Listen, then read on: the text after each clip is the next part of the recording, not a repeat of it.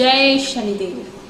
प्रिय भक्तगणों, मैं गुरु मारुकमणि आपका स्वागत करती हूँ हमारे इस चैनल गुरु रजनीश ऋषि जी में। आज मैं आपको बताने के लिए उपस्थित हुई हूँ कि वो कौन से ऐसे 7 गलत काम आप अपने घर में कर रहे हैं जिसकी वजह से माता लक्ष्मी आपसे रुष्ट है। आता हुआ पैसा भी घर में चला जाता है, खर्चे बहुत ज्यादा होते हैं, कर्जा चढ़ जाता है और माता लक्ष्मी की कृपा हमें प्राप्त नहीं होती है। यानी कि पैसों की तंगी बनी रहती है, पैसा जितना आता है उससे ज्यादा खर्च हो जाता है। इस प्रकार की समस्याएं यदि आपके घर में भी हैं तो इस बात को समझ लीजिए कि आपके घर में भी इन 7 में से एक काम या एक से ज्यादा काम तो जरूर हो रहा है। तो इस वीडियो को देख करके उस काम को आप ठीक कर लीजिए ताकि आपके घर में धन की आवक बनी रहे, धन आता रहे और धन आने में कोई रुकावट ना हो। जो भी लोग नए हैं हमारे चैनल पे उन सभी से निवेदन है कि हमारा ये चैनल गुरु रजनीश ऋषि जी आप जरूर ही सब्सक्राइब करें। 1.5 मिलियन सब्सक्राइबर्स हमारे हो चुके हैं। आप भी इस ऋषि परिवार का हिस्सा बनिए और हमारे वीडियोस को देखते रहिए। अभी तक हम आपके लिए 9000 से ज्यादा वीडियोस दे चुके हैं जो कि विभिन्न राशियों की, उपायों की, टोटकों की जानकारी आपको देता है, धार्मिक जानकारी देता है, अध्यात्म के बारे में जानकारी देता है और अपने जीवन को कैसे अच्छा बनाना है इसकी जानकारी देता है। तो आप अवश्य ही हमारे चैनल को सब्सक्राइब करें, बेल का आइकन दबा दें और ऑल नोटिफिकेशन पर भी क्लिक कर दें ताकि हमारा हर उपयोगी वीडियो आप तक जरूर पहुंच जाए। अब बात करेंगे वो 7 गलत काम जो हमारे घर में हो रहे हैं। सबसे पहला जो गलत काम सभी लोगों के घर में ज्यादातर देखा जाता है, जिन लोगों के घर में धन रुकता नहीं या आता हुआ धन भी वापस चला जाता है, वो है बंद घड़ी का होना। अगर आपके घर में कोई बंद घड़ी पड़ी है, बहुत समय से बंद है या खराब है और आपने उसे घर में रखा हुआ है तो तुरंत ही आप इसे निकाल दीजिए, क्योंकि बंद घड़ी अच्छे समय को रोकती है, धन को रोकती है, हमारी उन्नति को रोकती है। इसलिए किसी भी प्रकार की बंद, टूटी हुई, खराब घड़ी अगर आपके घर में है या घड़ी तो बहुत समय से पड़ी है, अब तो लोग मोबाइल में टाइम देखते हैं, लेकिन आपने उसमें सेल ही नहीं डाला हुआ तो आप उसे भी या तो सेल डाल के चालू करिए या फिर उसका त्याग कर दीजिए। तो तुरंत ही इस चीज को अपने घर से बाहर कर दीजिए ताकि आपके धन की रुकावट दूर हो सके। दूसरा गलत काम जो देखा जाता है सभी लोगों के घर में जहां माता लक्ष्मी वास नहीं करती हैं, वो है टूटा हुआ लकड़ी का फर्नीचर या सामान। यानी कि सोफा हो गया, कुर्सी हो गई, टेबल हो गया या और किसी तरह का फर्नीचर है जो कि खराब है, टूटा है, गला है और आपने उसे अभी अपने घर में रखा हुआ है। या तो आप उसे तुरंत ही रिपेयर कराइए, रिपेयर नहीं करा सकते हैं या वो उस लायक भी नहीं है तो उसे त्याग देना ही उचित है। अपने घर में ऐसी चीजों को नहीं रखना चाहिए, ये हमारी तरक्की को रोकती है, धन को रोकती है। अगर लकड़ी गल गई है, सड़ गई है तो उसे तुरंत ही बाहर फेंक देना चाहिए। तीसरा जो गलत काम लोग करते हैं वो है अपने पुराने जूते चप्पलों को संभाल के रखना, वो भी जो टूट गए, जो खराब हो गए हैं, जिसकी कभी हील नहीं है, स्ट्रैप टूट गया है या कोई उसके अंदर जूते में कोई और खामी है, चप्पल में और खामी है, लेकिन वो उसे घर में बनाए रखते हैं कि कभी काम आ जाएगा। लेकिन या तो आप उसे ठीक करके अपने घर में रखें तो ठीक है, अगर वो टूटा हुआ है, खराब है या खराब हो गया है तो या तो उसे ठीक कराइए या उसे घर से बाहर रख दीजिए, क्योंकि खराब जूते चप्पल, टूटे हुए जूते चप्पल भी हमारे जीवन में आगे बढ़ने से हमें रोकते हैं। तो इसे तुरंत ही जो खराब हो गए हैं जूते उसे या चप्पल उसे बाहर फेंक देना चाहिए और अगर आप उसे ठीक करा के रख सकते हैं तो ठीक करा के ही घर में रखिए। चौथा कार्य जो मैंने देखा है लोगों के घर में वो है पूजा के मुरझाए हुए फूल। जी हाँ, मान लीजिए कोई तीज त्योहार आया, आपने भगवान जी की पूजा करी, अपने मंदिर में फूल इत्यादि चढ़ाए या अपने पूर्वजों के फोटो पे आपने फूल इत्यादि चढ़ाए, लेकिन वो मुरझाए हुए फूल आपके घर में पड़े ही रहते हैं, सालों साल धूल खाते रहते हैं, लेकिन हटाता उसे कोई भी नहीं है। फूल जो है उनकी लाइफ बहुत कम है। तो अगर आपने असली फूल पूजा में रखे हैं या अपने पूर्वजों की फोटो पे चढ़ाए हैं या घर में किसी भी स्थान पे आपने फूल रखे हैं और वो मुरझा गए हैं तो उसे तुरंत ही बाहर फेंक देना चाहिए, क्योंकि मुरझाए हुए फूल घर में रखने से बहुत ही अशुभ फल हमें प्राप्त होते हैं। पांचवा जो गलत काम मैं देखती हूँ लोगों के घर में जहाँ माता लक्ष्मी वास नहीं करती हैं, वो है मकड़ी के जाले। घर बहुत बड़ा है, जगह जगह पे मकड़ी के जाले लगे हुए हैं। कुछ ऐसे कोने हैं जो सफाई ही नहीं होती है और उस पे जाले लगे जा रहे हैं। ऐसी चीजें या ऐसी जगहें घर में होना बहुत ही नुकसानदायक होता है, क्योंकि जहां भी मकड़ी या उसके जाले बन जाते हैं वहां राहु आकर के बैठ जाते हैं और राहु हर काम में अड़चन देते हैं, हमारे जीवन में तरक्की करने में अड़चन देते हैं। ऐसे में हमारा कोई भी काम नहीं बनता है, सोचा हुआ तो बिल्कुल भी नहीं बनता है। तो अगर आपके घर के किसी भी कोने में छोटा सा ही सही मकड़ी का जाला बन रहा है तो तुरंत ही उसको निकाल दीजिए, ताकि राहु वहां वास कभी ना करें और आपके जीवन में आपको आगे बढ़ने से कोई ना रोक पाए। छठा गलत काम जो मैं लोगों के घर में देखती हूँ या दुकानों में भी अक्सर देखती हूँ या फैक्ट्रियों में देखती हूँ, वो है नींबू मिर्ची लगाना। नींबू मिर्ची आप सब लगाते हैं और बुरी नजर से बचने के लिए बहुत ही कारगर उपाय है, लेकिन वो नींबू और मिर्च सूखती जाती है, पीली पड़ जाती है, बिल्कुल सूख जाती है, लेकिन आप उसे उतारने का कष्ट नहीं करते।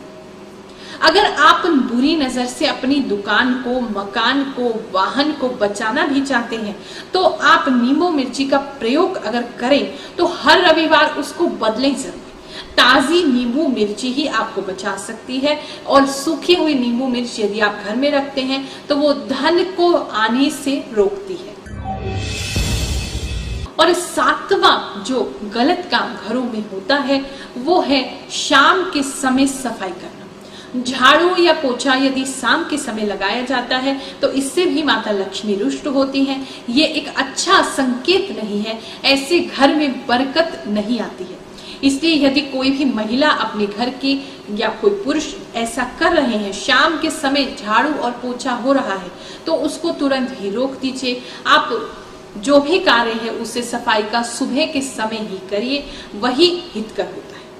इसके साथ ही एक विशेष उपाय आज आपको और बताने वाली हूँ, जिससे कि माता लक्ष्मी आपसे प्रसन्न हो सकती है। अगर आप या आपके परिवार में कोई व्यक्ति धन कमाने में बार बार विफल हो जाते हैं, कोई नया काम करते हैं और फिर भी धन उनके पास आता नहीं है, बार बार काम बदलना पड़ रहा है, धन है कि आने का नाम ही नहीं ले रहा, चाहे कोई भी काम कर लो, चाहे नौकरी कर लो, चाहे व्यापार कर लो, लेकिन फिर भी धन आता नहीं है, तो ऐसे व्यक्तियों को ये उपाय जरूर करना चाहिए। इस उपाय को करने के लिए आप रविवार या सोमवार के दिन बाजार से 3 नई झाड़ू खरीद करके लाएं और उन झाड़ुओं को आप अगले दिन ब्रह्म मुहूर्त में उठकर नहाने धोने के पश्चात अपने घर के आसपास के किसी मंदिर में रखें।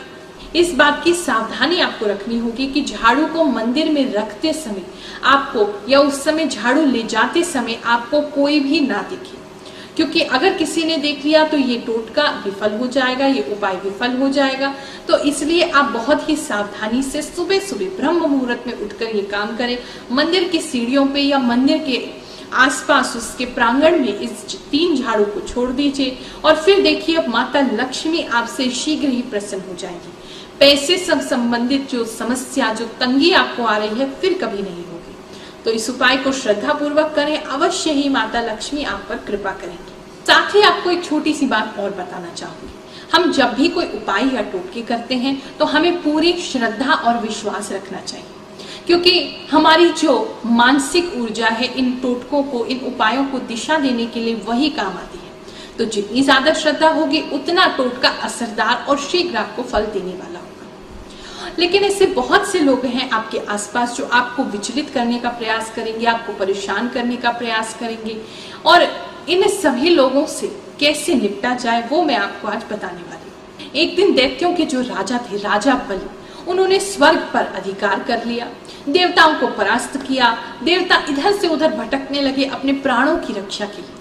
उसके बाद उन्होंने तीनों लोकों पर, पृथ्वी पर, पाताल पर, स्वर्ग पर अधिपत्य कर लिया और बलि जो थे वो राजा बलि बन गए। जब देवताओं को बहुत कष्ट होने लगा तो उन्होंने जाकर के भगवान विष्णु से प्रार्थना करी कि हे भगवान श्री विष्णु, आप ही हमारा कल्याण करें।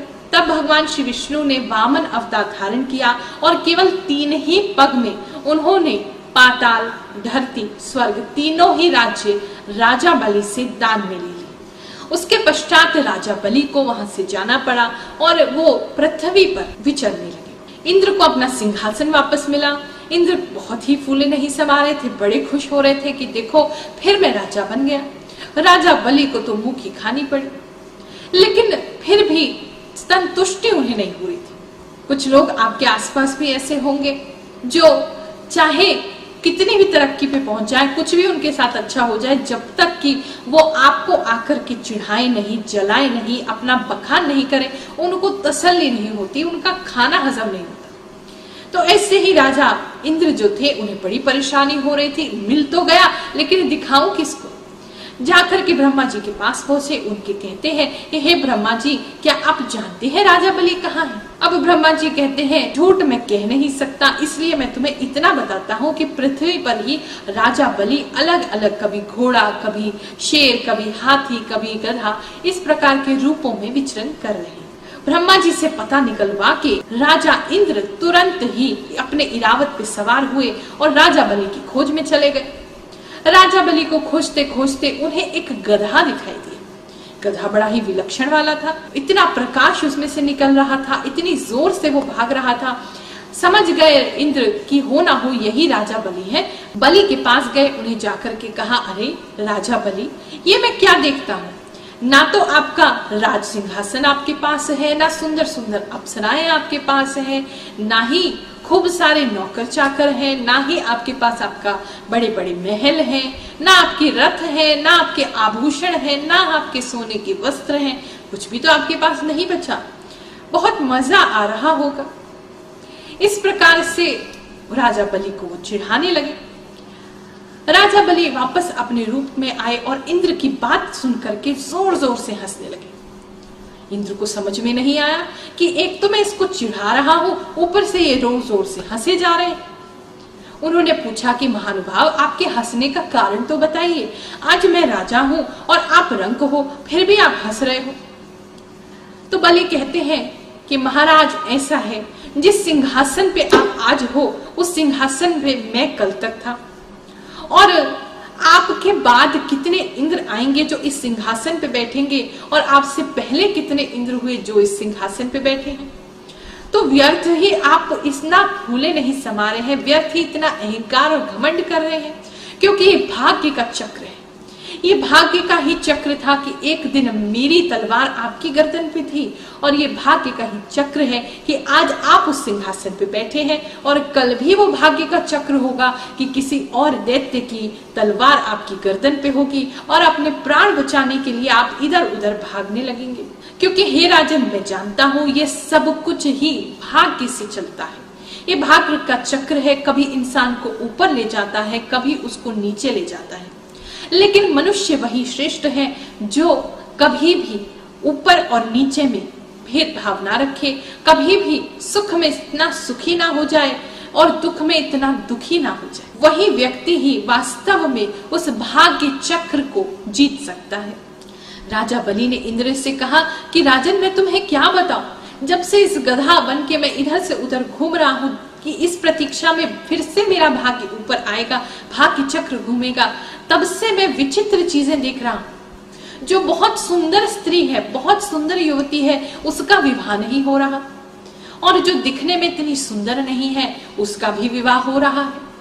ये भाग्य ही तो है, और क्या है। जिस मनुष्य के पास योग्यता नहीं है वो उच्च सिंहासन पे आरूढ़ है, और जो व्यक्ति बहुत ही योग्य है आज वो भीख मांगने पर मजबूर है। तो ये सब भाग्य का ही चक्र है राजन, और ये चक्र घूमता रहता है, यही इसकी विशेषता है।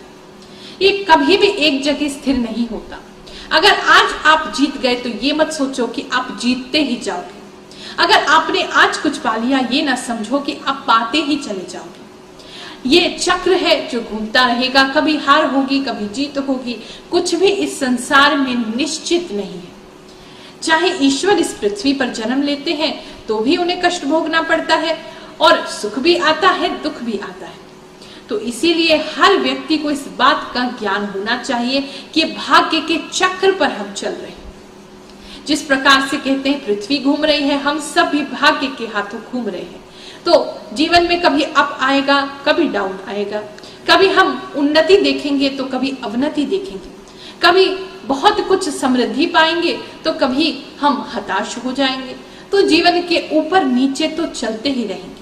कभी लाभ होगा, कभी हानि होगी, कभी मान होगा, कभी अपमान होगा। तो जब भी नीचे जाओ इस भाग्य चक्र में, इस बात को याद रखना कि ऊपर जाने का समय भी आएगा। बस जो व्यक्ति धैर्य बनाए रखता है, नीचे के समय में भी भाग्य उसी को ऊपर लेकर के जाता है।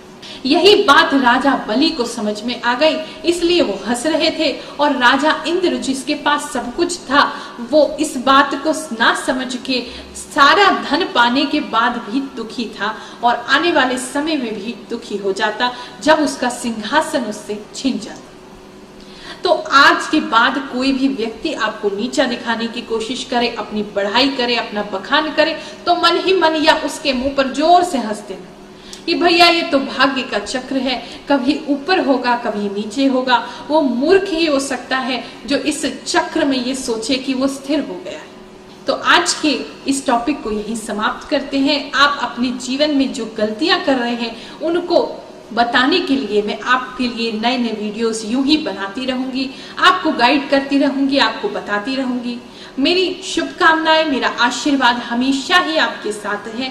आप सभी को आशीर्वाद देते हुए आज के इस कार्यक्रम को समाप्त करते हैं। जय Shanidev. My name is Kumar. I coming from Dubai. I am too much financial and mentally tension. हम इधर स्वामी जी का पास आया, स्वामी जी हमको रिंग वेयर करने का बताया।